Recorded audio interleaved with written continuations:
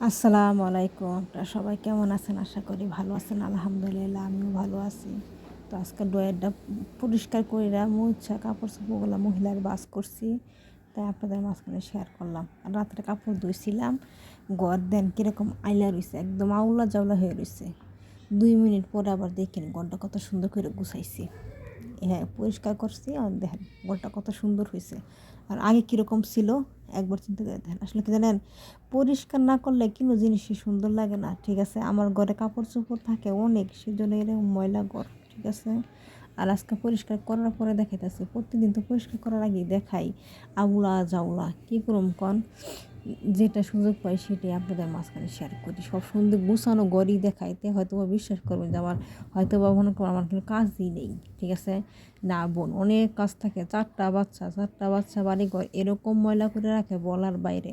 আর এই দেশের পোলাপান যে শয়তান।